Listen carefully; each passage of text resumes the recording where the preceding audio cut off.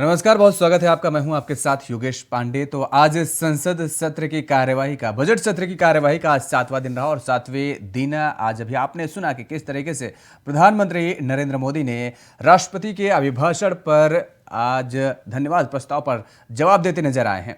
और इसी मुद्दे पर आज चर्चा हम करेंगे, क्योंकि जिस तरीके से आज प्रधानमंत्री नरेंद्र मोदी ने जो हमले बोले हैं पूर्ववर्ती सरकारों पर, वो भी काफी गंभीर आरोप लगाए गए हैं। हमारे साथ कुछ मेहमान जुड़े हुए हैं, आपका तारुफ करा देते हैं।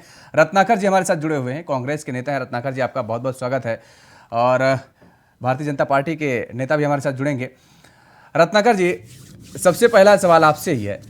जिस तरह से आज बड़े आरोप लगाए गए और सबसे बड़ी बात यह है कि जो आज तंज कसा गया कि तुम्हारे पांव के नीचे जमीन नहीं है और सत्ता में आने की जो ललक है, ये सब ख्वाब है, महज ख्वाब है। पिछली सरकार का उन्होंने जिक्र किया कि यूपी की जब सरकार रही तो किस तरीके से घोटाले भ्रष्टाचार व्याप्त रहे, और आज जब उनकी सरकार में यानी बीजेपी की सरकार में देश तरक्की कर रहा है, तब आप लगातार आरोप मढ़ रहे हैं। योगेश जी, देखिए, भारतीय जनता पार्टी की सरकार बुरी तरह से कांग्रेस से डर चुकी है और ये हमें ख्वाब बता रही है कि सत्ता में आने का ख्वाब है, और ये इनके साथ जो है जनता नहीं, ऐसा कहने का काम कर रही है।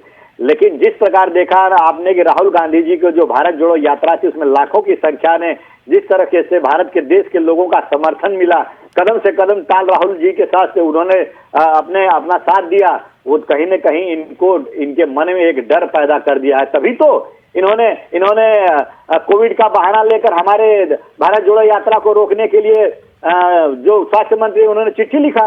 ये क्यों चिट्ठी लिखा, क्यों कहा गया कि भारत जोड़ो यात्रा रोक दिया जाए? क्योंकि ये डर गए हैं कि कांग्रेस पार्टी का जनाधार जिस तरह से बढ़ रहा है, जिस तरह से देश के लोग इनकी कुरीतियों से परेशान होकर के आज महंगाई और बेरोजगारी से परेशान हो चुके हैं, जमीन तो इनकी खिसक रही है। 2024 जी हमारे साथ जुड़े हुए हैं। अश्विनी साई जी, आपका भी बहुत बहुत स्वागत है इंडिया वॉइस पर। धन्यवाद। ये बड़े आरोप, देखिए, आप डर गए थे इतना कि आपको पत्र लिखना पड़ गया।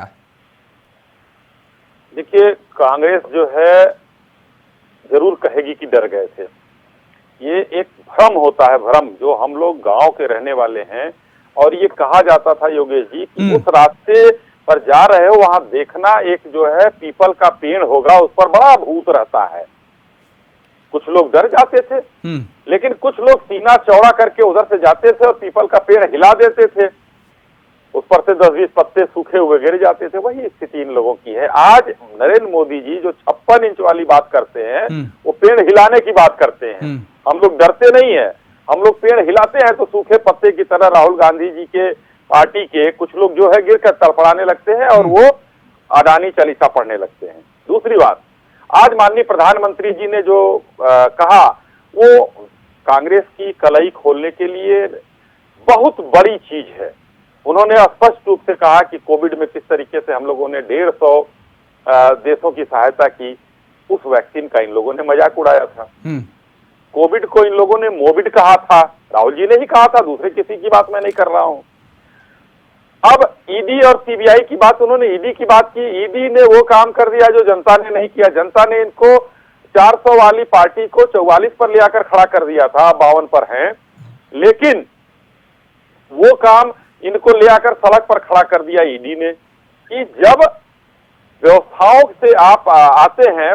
राहुल गांधी जी ने 2004 में अपनी संपत्ति 50 लाख रुपए, 55 लाख रुपए एक सांसद के रूप में हलफनामा दाखिल किया था, और 2019 के चुनाव में 19 करोड़ रुपए कहां से आए? 50 लाख रुपए की नेशनल हेराल्ड, ये पहुंच कहां गया? 90 करोड़ रुपए की संपत्ति पहुंच गई, कैसे बढ़ी? इन सब की जब जांच हो रही है, इतना ही समझ लिया जाए, जो ईडी जब इसकी जांच कर रही है, जब पूरे देश में इन लोगों ने आगजनी करना शुरू किया है योगेश जी। शांति से जाने देते, राहुल जी को वहां पर जवाब देने देते, क्या दिक्कत थी? लेकिन आज वही ये लोग जो है, एक कोई जांच कंपनी है, वो उसके ऊपर 20 मुकदमे चल रहे हैं, उसकी बात जवाब दीजिए। जो आरोप आप लगा रहे हैं उन्हीं आरोपों से आप घिरते नजर आ रहे हैं।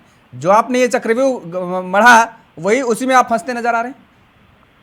योगेश जी, देखिए, कल भी राहुल गांधी जी ने जो आरोप लगाए प्रधानमंत्री मोदी जी के ऊपर, और बहुत सारे प्रश्न उन्होंने प्रधानमंत्री से पूछा, लेकिन आपने देखा कि किस तरह से सदन में प्रधानमंत्री मोदी जी जो है किसी भी प्रश्न का जवाब नहीं देने का काम किया है और हर प्रश्न से बचने का काम किया है। उन्होंने ये नहीं बताया कि एलआईसी के पैसे के बारे में जिक्र किया। जो जनता आज जानना चाहती है कि एलआईसी और एसबीआई में जो पैसा इन्वेस्ट है उनका वो कितना सुरक्षित है। कहीं वो विजय माल्या और नीरव मोदी और चौकसी की तरह वो देश से बाहर तो नहीं लेकर चले जाएंगे। तो ये देश की जनता आज जानना चाहती है, लेकिन प्रधानमंत्री जी ने उसका जवाब नहीं दिया। हम फिर ये बात कहना चाहते हैं कि तुम इधर उधर की बात ना करो, ये बताओ कि अडानी ने काफिला कहां लूटा, ये बताओ एलआईसी और एसबीआई का पैसा कैसे लूटा, ये हम जानना चाहते हैं। लेकिन प्रधानमंत्री जी ने आज भी उसका जवाब नहीं दिया और अपने मित्र को बचाने का काम किया है और मित्र धर्म निभाया है, राज धर्म नहीं निभाया है। रही बात ये राहुल गांधी जी के कह रहे हैं कि इन्होंने नेशनल हेराल्ड में ये किया वो किया, 55 लाख 50 लाख।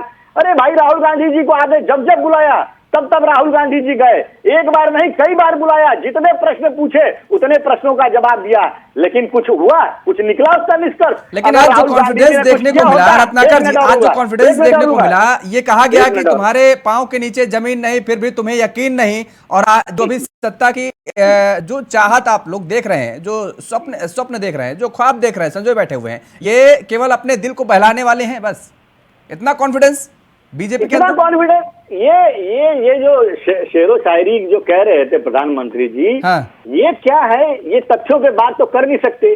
और जिस प्रकार भारत जोड़ो यात्रा में, फिर से दोहराना चाहता हूं, भारत जोड़ो यात्रा में जिस प्रकार लोगों का हुजूम और समागम देखा गया लोगों का, जिस तरह से लाखों की संख्या में पूरे देश में लोग जुड़ने का काम किए, वो इनके खिलाफ एक पैगाम जाता है कि आप सत्ता पे ज्यादा सीधी सी बात है, सीधी सी बात अश्विनी जी, यानी आपके पास बात रखने के लिए तर्क नहीं है और आप इधर उधर की बातें कर रहे हैं, आप तथ्यात्मक बात नहीं कर रहे हैं, देश की जनता को भटका रहे हैं, सीधा सा ये आरोप लगाया जा रहा है कांग्रेस की तरफ से। स्पष्ट रूप से रत्नाकर भाई का मैं जवाब देता हूं। कांग्रेस ने बार बार ये पूछने की कोशिश की है कि एलआईसी का और एसबीआई का पैसा डूब गया, कि प्रधानमंत्री जी क्यों जवाब दें। यही तो ये लोग गलत कर रहे हैं, ये तथ्यात्मक नहीं कह रहे हैं। एलआईसी का जवाब एलआईसी ने दिया, एलआईसी ने ये बताया, और योगेश जी समझने वाली बात है। अभी रत्नाकर भाई क्या जेपीसी जांच कर रहे हैं, क्यों नहीं जेपीसी जांच कर, सुन लीजिए जेपीसी, अब आप जेपीसी पर कूद गए। रत्नाकर भाई मेरा जवाब सुन लीजिए, फिर जेपीसी पर कूदिएगा, जेपीसी का भी जवाब दूंगा। अभी योगेश जी उस एलआईसी ने चिट्ठी जारी किया कि हमने 36,000 करोड़ इनके यहाँ इन्वेस्ट किया था और अब वो पैसा 70,000 के बाद था, अब वो 56,000 हो गया है। 36,000 अगर 56,000 हो गया है तो किसका पैसा डूबा है, कहाँ डूबा है, ये जरा योगेश जी समझने वाली बात है। और कांग्रेस किसके पैसे डूबने की, कितने सालों में 56,000 हो गया, ये भी तो अरे रुकिए भाई, साल की बात नहीं, रुक जाइए, अर्ध सत्य मत बताइए। नहीं, कितने साल और कितने साल की बात नहीं है। अगर आपका 1 रुपया, अगर 1,000 हो गई, फिर वो 200 की हो गई 10 साल के बाद, तो ये आप कहेंगे क्या कि 10 का 200 हो गया? अरे 10 का 1,000 हो गया, उसके बाद फिर 200 हो गया, वो चीज तो बताइए, अर्ध सत्य मत बताइए। आप जैसा व्यक्ति जो है, कम से कम आप तो राहुल जी की तरह व्यवहार मत करिए। आप तो पढ़े लिखे अच्छे आदमी है भाई, आप मेरे मित्र हैं, आप क्यों इस तरीके से कुतर्क कर रहे हैं भाई? थोड़ा सुन लीजिए, भाजपा को भी सुनिए, कांग्रेस का जवाब आप दे ही रहे हैं शानदार, सुन लीजिए। योगेश जी, जैसे इन्होंने कहा, मान लीजिए कि 100 रुपए की चीज 1,000 की हो गई और फिर वो घटने के बाद वो 400 की हो गई, हम कहेंगे ना कि अभी भी 300 रुपए के हम फायदे में हैं। हम ये थोड़ा ही कहेंगे कि नहीं जुआ हम खेल रहे हैं। शेयर का मतलब क्या होता है? शेयर में भावनात्मक लगाव होता है लोगों का, ये जुआ होता है। और सिर्फ अडानी की बात नहीं है, बहुत से शेयर है, टाटा से लेके रिलायंस और जो एसीसी, अंबुजा और ये जो है एशियन पेंट, बहुत पूरे देश में बहुत से कंपनियां जिसके शेयर चढ़ते हैं उतरते हैं, रोज जो मार्केटिंग ट्रेडिंग करते हैं वो देखते हैं। और अब देखिए, अब मैं आपको बता रहा हूं, इतने हंगामे के बाद आज अडानी के जो है शेयर बढ़ रहे हैं। अभी हमने देखा आज बढ़ के बंद हुए हैं, तो रोज बढ़ रहे हैं। मैं ये कह रहा हूं कि जो ये हिडनबर्ग की रिपोर्ट ये लोग मांगते हैं, कांग्रेस क्या करती है? कांग्रेस के पास कोई अब पकड़कर लटकने की भी जगह नहीं भारतीय जनता पार्टी ने छोड़ा कि कहीं लटक कर ये राजनीति कर सके।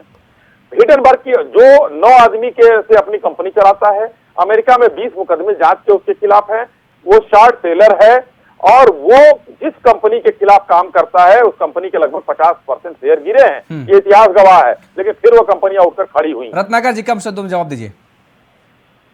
योगेश जी देखिए, रही बात ये हिंडनबर्ग की, तो हम ये क्या मांग कर रहे हैं कि आप इतनी सफाई यहाँ पे जो बैठ कर दे रहे हैं, आप क्यों नहीं विपक्ष जो मांग कर रहा है, 15 विपक्ष पार्टियां कर रही हैं मांग, कोई एक पार्टी तो कर नहीं रही है। अगर 15 विपक्षी पार्टियां अगर मांग कर रही हैं कि आप उसका जेपीसी जांच कराइए, आप पूरे आर्थिक महाघोटाला जो हुआ है, जो स्टॉक मैनिपुलेशन हुआ है, जो स्टॉक को ओवर वैल्यूड किया गया है, जो मोदी सरकार द्वारा ओवर एक्सपोजर दिया गया है, उसका सुप्रीम कोर्ट के जो जज होते हैं, मुख्य न्यायाधीश, उसके नेतृत्व में आप एक कमेटी बिठा दीजिए और जांच कराइए, लोगों को पता चल जाएगा, दूध का दूध और पानी का पानी हो जाएगा। क्यों नहीं आप कर रहे हैं? आप इतनी सफाई देने की भी जरूरत नहीं पड़ती, आप वो काम तो करेंगे नहीं और ऊपर से सिर्फ कांग्रेस के ऊपर आरोप लगाने का। आरोप प्रत्यारोप की आप बात कर रहे हैं, आरोप प्रत्यारोप दोनों पार्टियां एक दूसरे पर लगा रही। समय के अभाव के चलते हमें चर्चा को यहीं पर विराम देना पड़ेगा। आप दोनों मेहमानों को हमारे साथ जुड़ने के लिए बहुत बहुत शुक्रिया। तो आज आपने सुना कि किस तरीके से लोकसभा के अंदर प्रधानमंत्री नरेंद्र मोदी ने विपक्ष पर जमकर हमला बोला है। चर्चा में फिलहाल इतना ही। खबरों के लिए आप बने रहिए इंडिया वॉइस के साथ। नमस्कार।